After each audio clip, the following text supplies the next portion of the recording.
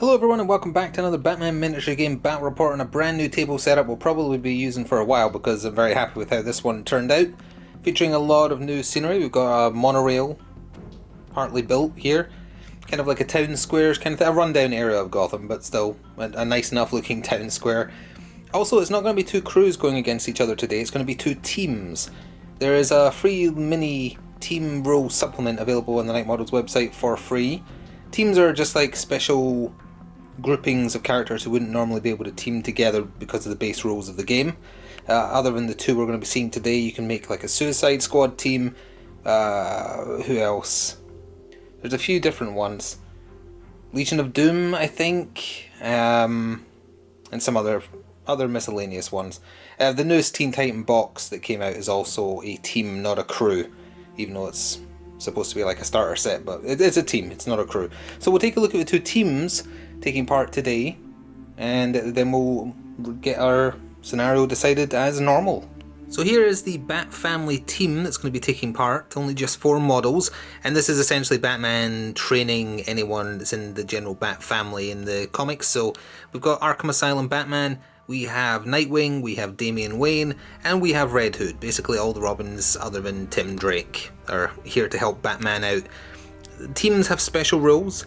This team's rules mean that any blood damage they do has to be converted to stun, so those swords that Damian has, those guns that Red Hood have, they're made out of rubber, I guess, because they're not doing blood damage. Other than that, all models, the rule does say all models, so even Batman, gets the Boy Wonder trait, even though I feel like it should be every model except him. Rules as written, it says all models. So Batman has the Boy Wonder trait as well. That means that they are all immune to the handy rule, so there's no rerolls against the handy rule against them. Once per game, one model can use their grapple 2 activations in a row, and all models gain teamwork 1. Other than that, with spare funding, they're not allowed to take from the normal pool of equipment. With extra funding, there's set things you have to take. Sorry, I shook the camera now because I was cleaning the table. So upgraded Batsuit, giving Batman +1 health. Reconnaissance, which gives 1 unit undercover, that's going to be given to Red Hood. Magazine for Red Hood as well. And handcuffs to Batman. That is the setup for them. Let's see who they're up against. Obviously I forgot to mention, but they were sitting behind the team for the whole blurb there. The 3 objectives that the Bat Family have taken are Wayne Tech, Ammo and Medical. And so the Bat Family will be going up against Team Arrow, but an actual Team Arrow with team rules, not the Team Arrow where you're just basically making Diggle and Oliver being part of the crew. So this is a very specific team based on all the DC TV shows, Arrow specifically, Flash, and whatever else, DC Heroes of Tomorrow, whatever the other one's called, Supergirl, etc. All of those, you can pick from all of those. That's why Killer Frost is here. Normally Killer Frost wouldn't be able to be in a Brave and the Bold crew, but because this is a Team Arrow team, she can be in it. So obviously, being led by Oliver, Green Arrow, John Diggle, Killer Frost, and the Flash. This is the Ezra Miller Flash as well. In terms of extra rules, they have a 2-part rule called Perfect Planning Bad Choices, I guess to reflect the TV show. So perfect planning means that before any undercover movements, they set up after the enemy team. Bad choices means that they can't pass twice in a row, but because there's only 4 models on each side, that's probably not going to be a relevant thing. And at the start of the game, one model gets 1 benefit from the multitask rule, which we'll cover once we're set up. Extra funding was used on tactical gloves for Oliver, 2 magazines, 1 for Oliver, 1 for Diggle, and a red dot for Diggle to let him reroll a single missed hit when he shoots. And I think that covers everything. Oh, other than their objectives, contraband, ammo, and loot. So today these two teams are going to be playing Scenario 2 Plunder. That's the 12-inch box, 6 inches each for each, well, normally crew, but in this case teams' objectives all to be placed within those. So player B has their objectives further away from them, player A has theirs further away from them. Bonus objectives, 4 victory points to the first person to control 2 of their objectives in the same turn, or if both players achieve it in the same turn, no victory points for anybody, and 1 victory point in the last round if you control at least 1 of your own objectives when the battle is over. We come over here, you can see this side is where the Bat Family is deploying. There's all the present and former Robins over there. Batman himself is just slightly further back here. We've got some lampposts and sewer gratings over here by the metro station. In the middle though is this 12-inch line where objectives are set up. So the contraband, that might actually have to be moved slightly to the left. It might be too close to the board edge. That's just in case. Just in case. Contraband is there. Then we've got the loot. Green arrows, ammo there. Then over this side we've obviously got the Bat Family objectives. Their ammo, their medical. Some more Sur gratings there as well. Over here is the Wayne Tech tucked away, right at the cusp of their 6-inch area next to Sur grating. And we come around here. Team Arrow is mostly deployed right up to the line. Killer Frost, Diggle and Oliver right there next to the lamppost, just in front of the contraband there. And over here by himself we have the Flash, because he's going to be moving out in the Flash Speed Force phase, which we'll be covering in a second once we go back over to the bag and see who's going first. So it should be an interesting one. It'll probably be a quick one because both crews only have 4 models. Every model present is tough, even the henchmen, like Diggle and Damien are henchmen. There's no large creatures to insta-kill Damien this time, so he's presumably safe. Anyway, Bat icon for Bat Family and green for Green Arrow. It will be Green Arrow getting first activation in Battle Round 1. We'll be back with the Speed Force first though. So this Flash is Speed Force 6, so you haven't seen him on our tables before. He is going to be using Molecular Control and Super Speed level 1 and 2. So on a 6 he gets a Paradox. Oh, the dice fell off the roof, but it was a 2, so for once, also knocked Batman's head. For once, it was not a Paradox. So Molecular Control means until the end of the round he can pass through models and scenery elements, solid objects, as if they weren't there, but he can't end his movement within one. Basically it means he can phase through buildings. As long as he doesn't end his movement within the building, he can pass right through. Also, something we've been doing wrong with Speed Force powers thus far, every power here has to be resolved instantly. That includes the movement ones, which we've been doing wrong. We just added them to his movement, but you do the super speeds before the first round is started.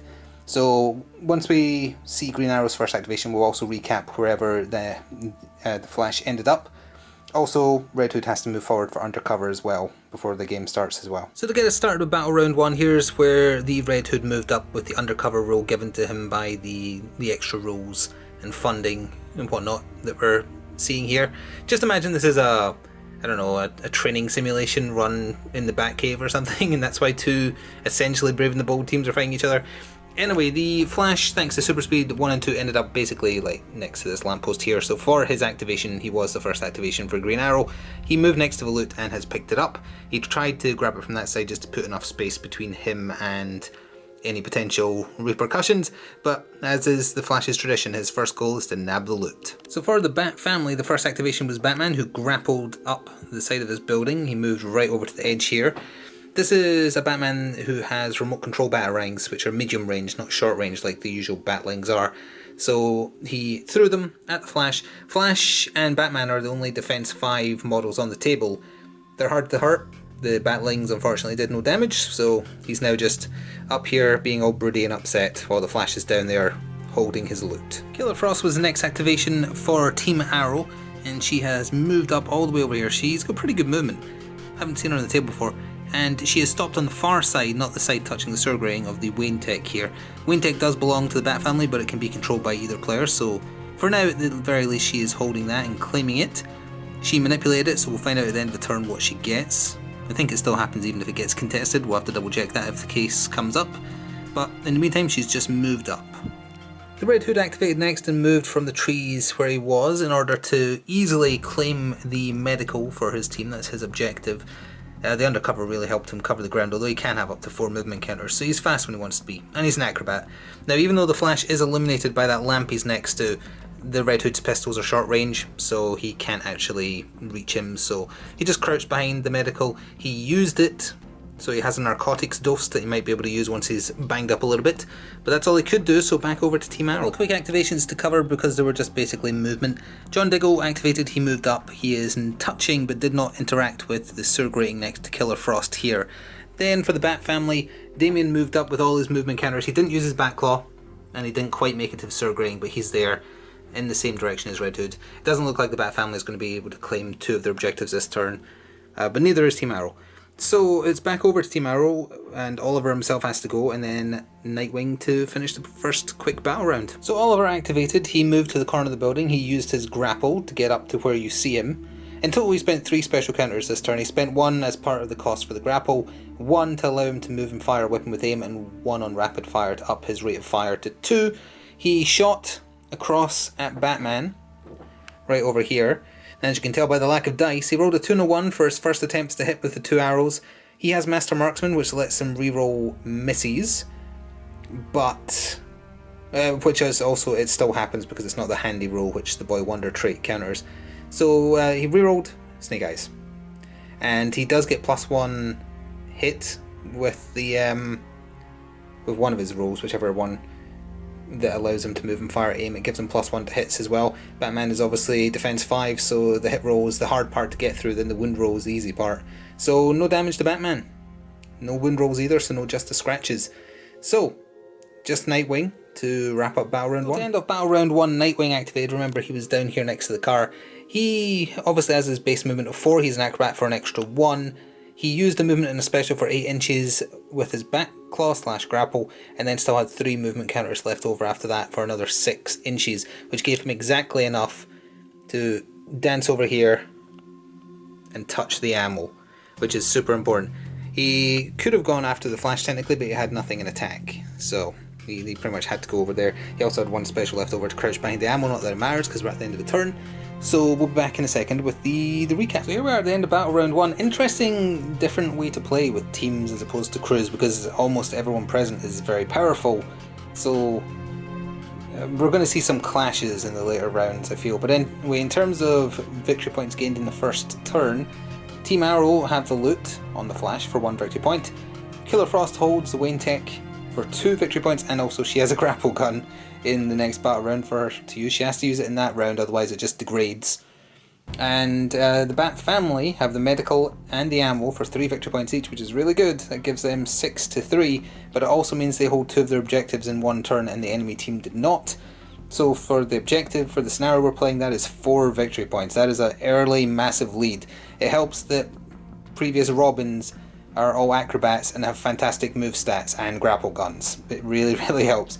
Does mean there'll be a lot less grappling in the next turn unless the 1 per game special rule is used, but only 1 person can take advantage of that. So we'll see. But what's more important is deciding prior to the Speed Force phase who is getting first activation in Battle Round 2, and it is going to be, or not to be, it is going to be the Bat family. So to get started with Battle Round 2, Super Speed Level 2, Super Speed Level 1, Fast Combo and Muscle Growth have all been used. None of them have a Paradox chance. That's the whole, in fact it's the only ones that don't have a Paradox chance. Oh wait, no, Metabolize Wounds doesn't either. So for every attack counter spent, if he does spend any this round, the Flash will get to strike twice, and he also has +1 damage and strength as well. And he has already used his movement, and he is apparently gunning for Damien, because he is teleported over there with his super speed. Bat family still get first activation though, so we'll be back with that once we've raised a plan. To get us started with Battle Round 2, and for the Bat family, Batman activated. Using his Bat Cape, he just descended straight onto the ground here, moved forwards 4, activated the once per game Bat family special roll to be able to use his grapple 2 turns in a row. Grappled right up onto here. He should technically be like balanced precariously on this rather than right on there, but just to save the model it's moved slightly. He struck out with his attacks against Green Arrow, 4 or 5 attacks. Reinforced gloves. Only 1 hit managed to get through the 4 defense dice Green Arrow gave himself, so that's 2 stun on Green Arrow to get Battle Round 2 started. Team Arrow's first activation was the Flash. He moved into contact with Damian Wayne and unleashed his flurry of punches for a total of 3 stuns. Some defense dice were used as well. Still pretty bad though, he only has 5 endurance, so Damian is in a lot of trouble now. So next Damian activated, he limped his way over to as close to the medical as he could get. He is touching it, so he is claiming it now, meaning Red Hood can move freely. He didn't have anything left over though, thanks to being wounded, to actually interact with the medical. Killer Frost activated for Team Arrow next, used the grapple gun she got from the Wayne Tech, and used it to easily cover the ground required to claim the contraband, so we'll see what she gets from that at the end of the battle round. So it's back over to the Bat family now for either Red Hood or Nightwing. Red Hood activated next and shot at the Flash. He would have done 1 blood 2 stun, but because of the Bat family rules he's using rubber bullets I guess. So he did 3 stun to the Flash, managed to get around his exceptionally easy to make dodge rolls because of his movement 5. Got very lucky with those rolls. Then he moved with what he had left. He didn't have enough to make it to the ammo, which was the intention, unfortunately, so Nightwing might have to sit there for another turn to get the 3 victory points. Back over now to Team Arrow and either John or Oliver to activate. Green Arrow activated next and used his once per game multi-shot arrow point blank against Batman because he has the Dirty Fighter rule, which lets him do that, in case you're curious. He also didn't move, so presumably the aim penalty isn't relevant. He did very well. The bat armor did not save Batman, and presumably because it's still classed as a range attack, even though he had 1 dice in defense, he wasn't allowed to roll it. Got 4 blood from 2 of the wounds coming all the way through, plus a 6 on the collateral die for the extra stun, so Batman has taken 5 damage in total. Normally he has 8 endurance total, but he bought the extra armor, so he technically has 9, but that still was a lot worse than the Green Arrow received. That was a 1 game per thing though, or 1 thing per game rather, so that was Green Arrow's 1 really good hit. We'll see if Batman can come back from that next time. Now it's just down to Nightwing and John Diggle. So just a couple of quick activations to end Battle Round 2. Nightwing wanted to go and help Batman a little bit just in case he needed the help, not that he'd asked for it. But he can't because he used his grapple last turn, so he can't use it this turn since Batman made use of the 1 time per game the Bat family can use it twice in a row. So he shuffled to the far side of the ammo. He's still claiming it. That he didn't use the ammo because there was no point. And then to finish the turn, John Diggle down there just moved to the opposite side, so he's touching both the Surgring and the Wayne Tech to use that, and we'll see what he gets in recap, which is where we're going right now. So at the end of Battle Round 2, things are starting to heat up a little bit now. Team Arrow had a victory point scored for Flash still holding on to the loot, 2 victory points for the Wayne Tech, which also gave Diggle a grapple gun, which might be relevant, and the Contraband, which Killer Frost is now claiming, gave her a 6 result as well, which was 3 additional victory points. Bat Family got 3 victory points for the medical, 3 victory points for the ammo, and that is it. Still keeping them out in front because of the high value objectives, but they also took a lot more damage in general. Oh, and before we forget, as far as recoveries go, the only person to recover any stun damage was Batman himself, so Damian, Green Arrow, and Flash are still wounded, although Flash can obviously use metabolized wounds to get rid of that. It does force him to use some of his Speed Force for it though, which is good. Anyway, let's see who's going to be getting first activation in Battle Round 3 halfway through the game. It is going to be Green Arrow. Team Arrow, I mean. So for the Battle Round 3 Speed Force phase, the Flash is using metabolized wounds to remove a stun, and then fast combo and muscle growth. That's it. So he's not moving from his position he currently is in, he's just gearing up for a fight. So perhaps unsurprisingly, to get started proper with Battle Round 3, Oliver activated and went after Batman in hand-to-hand combat with 4 attacks. Figured 4 reinforced glove attacks for a potential 8 stun would be better than 1 shot that would do 2 blood, even though the blood would be permanent damage. Batman did very well in his blocks and Oliver did very badly with his hit attempts. Batman also has 1 special counter to activate counterattack as his passive for the turn, so he got to strike back against Oliver once because he used 1 defense dice to successfully block the 1 attack that got through after the horrific block dice, hit dice rather, and sadly the counterattack was also just as bad. But you can imagine these two just now breaking into a badass looking hand-to-hand combat fight up here. It's interesting to see how it's going to go. We'll see. Let's move on. Red Hood activated next and shot at the Flash again, although the Flash can obviously just dance around bullets coming his way. He did force him to use up 2 movement counters to use dodging ranged attacks, but was unable to do anything to him. He then moved in proper right next to the ammo. Did he have a movement counter to... He didn't have a movement counter to no, so he hasn't activated the ammo to get more ammo back. He still has 1 shot left, I think. Well, he has 1 shot at the very least. He might have 2 because he had that extra one to start with. So, back over to Team Arrow now to see how they react. The Flash activated next, and because he used up his movement counters doing dodged ranged attacks, he had nothing left and he had to expend 1 to move with the loot. So luckily this Flash has the Speed Force Master rule, where he can use up to 2 unspent Speed Force points, which is exactly how many he had left, as action counters. So, he used them. I hope by action counters, yeah, I would have said attack counters if I meant attack counters. Yeah, so he used both his movement, 1 to cover the cost of having the loot, 1 to just help him bridge the gap over there to both contest the loot and get into melee range with Damian. He didn't want to get fatigued, which happens if a speedster uses literally all their counters, so he only attacked with 2 dice, which became 4 because of the combo he used. Didn't do anything to Damian, who had 4 defense dice ready, luckily, so He spent everything he had on defense, and it was probably worth it. So Batman activated next, and there's an interesting little thing here, because Batman could technically opt to push Green Arrow, who doesn't have a bat cape obviously, to make him plunge down there and take a lot of bleed damage, but because of the Bat Family rule, it would technically be converted to stun damage and not be lethal. But it just seems so out of Batman's character for him to shove Green Arrow off a roof. Well, unless he was really angry at him, I suppose. Couldn't bring themselves to do it, so he opted not to. He just punched at Green Arrow with the 3 attacks he had. 1 got through for 2 stun, got lucky on the collateral dice matching though, so Green Arrow's knocked down. The model itself isn't knocked down because it's got super fragile thin bits of resin, so I don't want to take the chance on breaking it. But that's 2 more stun on Green Arrow, and he's going to have to stand up obviously. Back to Team Arrow to see what they do next. The Contraband has been abandoned in favour of consistent victory points. As Killer Frost moved into the centre of the map to claim the ammo for her team, she then threw her ice daggers up at Batman in order to try and help out Green Arrow, but missed with them. Her ice daggers have the reload rule, which I believe just means you can't use them 2 activations in a row while she prepares more. But she tried to just do a little cheeky attack and did not get away with it.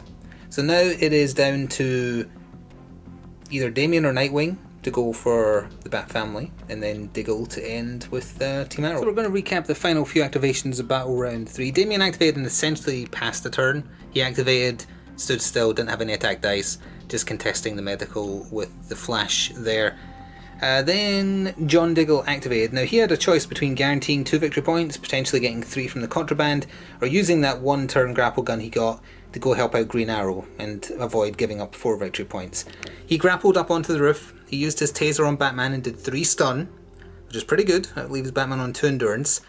Then Nightwing activated to end the turn. He was going to go after Killer Frost in the middle of the map, but his hand was forced because it was looking bad for Batman, although I'm sure Batman wouldn't say he needed help. But Dick used his grapple to get onto the roof, engaged John Diggle in combat, and did a staggering 8 stun. John had no defense dice. He rolled really well with his combo with his sticks, because he went up there with 4 attacks, but he has combo sticks, so that's an extra 2 attacks for 6 attacks in total. And John is knocked out. So was it worth it? Well, it leaves Killer Frost to do as she pleases, more or less. But let's see what happens in the recovery and recap. So at the recovery for Battle Round 3, Damian Wayne was the only person to recover from any stun. John Diggle did not wake up. In terms of victory points, Team Arrow have their own ammo in the centre of the map, with Killer Frost down there. And that was it. The Bat Family have their ammo. The medical is contested though, so that gave up nothing. And they knocked out a henchman, because presumably all these points for henchmen, free agents, sidekicks, etc. still apply, for 1 victory point. So that's as things stand, and we will of course be going into the Speed Force phase, but let's see who's getting first activation in Battle Round 4. It is going to be the Bat Family. It's tit for tat so far. For the Speed Force phase in Battle Round 4, Flash is using Metabolized Wounds to remove another stun. He is using Fast Combo and Muscle Growth for 4, so that leaves him 2 speed points unused again that he can use as any counters he likes when he activates. So to get started on Battle Round 4 for the Bat Family, Batman activated and he arrested John Diggle, because remember he can have handcuffs as per the equipment available to the Bat Family. So he used the movement and a special for that. Sadly that didn't leave him with much else, so he didn't really do anything. He's opted to have a little bit in defense, and that's it. He's heavily wounded, so there's really not much he could do. He was just removing John in the only way this team can, because they can't kill anyone. So did that. That's also cleared the way for Nightwing to get in there with Green Arrow if he wants. Now it's over to Team Arrow to see what they do. Green Arrow activated, stood to his feet and made use of his Dirty Fighter rule to fire off another arrow point blank at Batman. The arrow missed though, it still did 1 stun because of just a scratch. If Batman hadn't have taken the +1 endurance from the bat armor, or whatever it was, not the bat armor, the reinforced bat suit, he would now be unconscious. But because he took that suit, the 1 bonus HP he has is what's keeping him on his feet, so it was very lucky. Oliver didn't have much else he could do, so he is just stuck there. The Flash activated next and struck at Damian again, this time being much more successful for a total of 2 blood and 3 stun. Damian isn't dead though, his blood damage is up to... well, that was the first blood damage he got actually, so he's only got 2 blood damage. But his endurance value has been exceeded by all the stun, so he is knocked out. That's a henchman knocked out for Team Arrow. That was not in focus because it's trying to focus on that tree for some reason, I don't know why. What's so special about that tree? Anyway, then he moved and he is now contesting the ammo next to Red Hood. He has no dice left except special, I think, so he's not going to be able to dodge anything. But he's got high defense, he's got defense 5 and he's unhurt, or has only 1 stun now, so I don't think he's in any danger. He did spend his final 2 Speed Force points as well on additional dice where needed. Back over to the Bat family. Nightwing activated next and put Arkham Asylum Batman to shame again by doing 6 stun to Green Arrow, knocking him out entirely with the damage he already had accumulated, so he is knocked out. That's a leader knocked out for a lot of victory points. It's worth noting this, the Arkham Asylum Batman is kind of like the utility Batman. He's not super good at close combat, but he's kind of okay at everything. So that's why he doesn't have like combo unarmed or anything else to help him besides reinforced gloves for combat. So it wasn't his forte. So he probably would have lost in the long run to Green Arrow's combat, given that Green Arrow can fight dirty, and Batman chooses not to. But either way, that is Green Arrow unconscious. So now it's back over to Killer Frost only, and then Red Hood to finish the turn. It's getting very fast now. So the final 2 activations to see off the turn. Killer Frost kind of repositioned just a little bit. She can't throw her daggers this turn, and she wants the 3 victory points for holding her ammo, so she unfortunately just had to kind of stay there. Not a good example of what she can do this battle report. And then Red Hood activated, just used his dual pistols in close combat, so he didn't use any ammo, he's just kind of pistol whipping, and did 2 stun to the Flash, but the Flash is still standing, so the ammo is contested. Just realised, if he's an acrobat, so he has 5 base move, right? So even though he had nothing in movement, after he was finished, he's an acrobat, so he could probably jump over the Flash and get into the medical. We'll double check that's possible. I might be confusing Acrobat's ability to jump over models with combat flip, but we'll work that out and cover it in the recap. So at the end of Battle Round 4, as we prepare to enter the penultimate turn, Damian woke up, as did Green Arrow, so they're both conscious. In terms of recovery, Batman recovered 1 stun, but that was it. The Flash didn't recover any. I can't remember if we mentioned when we were recapping, but when the Flash did knock out Damian, he made use of mixed combat style to use one of his kinetic blasts as well.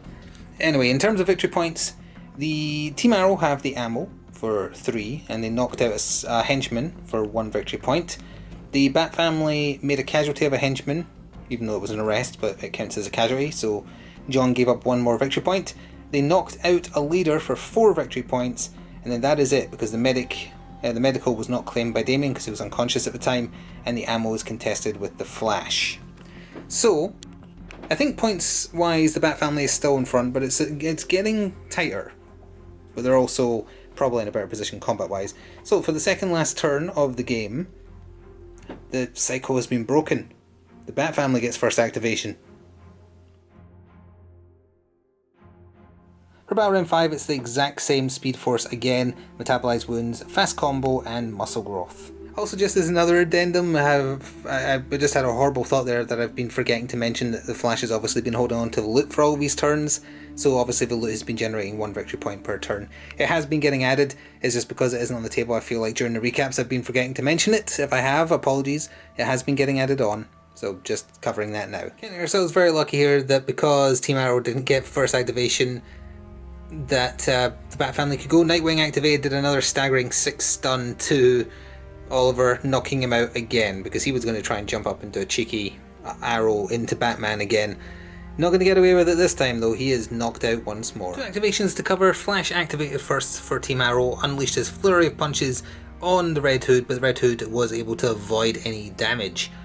It went back over to the Bat family. The Bat family activated Batman. He arrested Green Arrow while he was unconscious on the floor, removing the leader as a casualty. Pretty much sealing the deal here by doing that as well.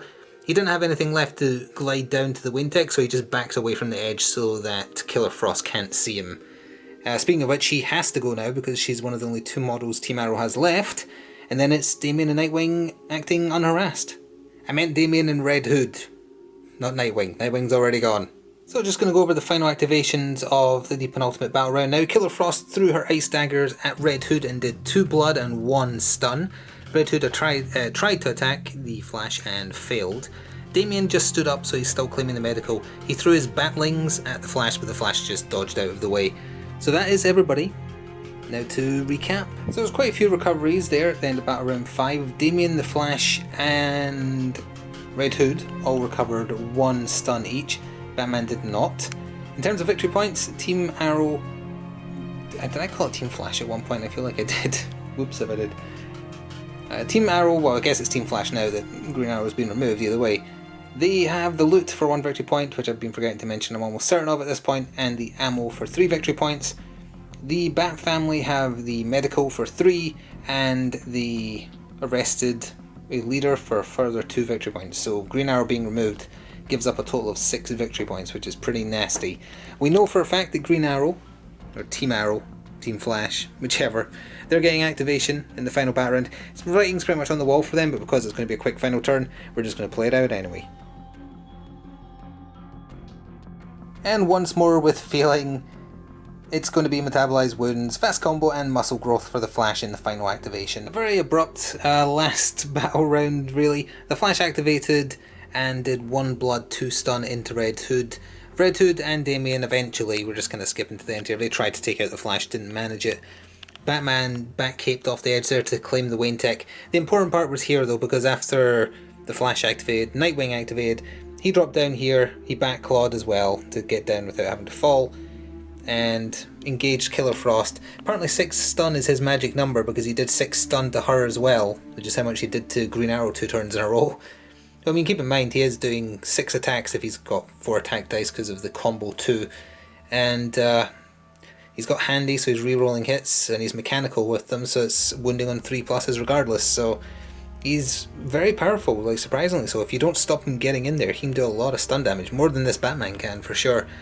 Killer Frost has 6 endurance, so she's knocked out. That's pretty much GG right there, so we're going to skip straight to the recap at this point for the final battle round. And so at the end of the game, Team Arrow will have the loot for 1 victory point. Having the loot also gives them the bonus objective 1 victory point for having one of their objectives at the end of the game, but that is it. The Bat family secured the medical again for 3 victory points. They took out a free agent in the form of Killer Frost for 3 victory points. They got the Wayne Tech for 2 victory points. The ammo was contested, so nobody got that. Bringing the final score in this team versus team rather than crew versus crew game to Team Arrow having 24 victory points and the Bat family having a staggering 39 victory points for a very comfortable victory there. Definitely could have swung a different way if Batman had gone down to Green Arrow's dirty fighting early. I think Nightwing might have been out of his depth if he was taking on Green Arrow and Diggle at the same time. But in terms of like MVPs, not that we usually cover this, MVP of this game was definitely Nightwing. In 3 battle rounds he did what, 18 stun? Yeah, 18 stun. And that's without like collateral bonuses or anything like that. He was just on fire. The Flash, he kept on whiffing too many times with attacks, and each attack that does get through only does 1 stun. That's why you've got to remember to try and take advantage of his mixed combat style. I think the first time he fired, or first battle round he fought, he didn't. It was only in the subsequent 2 that he did. Damian and Diggle, they're henchmen, so they're a bit weaker than everybody else in the field, so it's no surprise that he didn't really do super much. If the teams were slightly different, and a different Batman was present, would have been more comfortable with a victory. This Batman is not meant for like one-on-one combat with leader level people, clearly. He's meant to go deal with the trash and easily clean them up more or less. I don't think we covered it at the top of the video because this is a special team versus team setup using rules from Night Models. But the rep on play here, they were pretty even, but they were both over the standard 350. I think one side was 363 and one side was 371, so there was less than 10 or just over 10. How do you maths? It's been a long game. Well, it's felt a bit longer at the end. So they were over the standard size limits. It's very hard to make a 350 rep crew using these kind of team setups because you're mostly using free agents, and free agents for the most part are expensive because they're powerful. But interesting. I'm not sure if we'll see teams again in the future because they are also a bit overpowered. Like one of these teams going against a standard crew, even if the crew was given some bonus rep, it's still tricky. It's tricky to make work. That's why we tried a team versus team scenario here. We are going to see the Teen Titan box on the table in the future though, and that has to be used as a team unless you're just taking models from it and putting it into standard crews. So one of these teams might come back to take on the Teen Titans in the future, or a slight variant thereof, because if you want to use everything in the Teen Titan box, it's like 500 and something, 60 something rep, which is a little ridiculous, so I might have to scale that back. Anyway, I sincerely hope you enjoyed. We'll be seeing more of this table in the future because this is an awesome table. It was very fun playing on it. Looking forward to seeing what else happens once we're back to standard crews with a lot more henchmen to kind of run around and we can see more of it. Anyway, thank you, please show your support, and I will see you next time. Ta for now.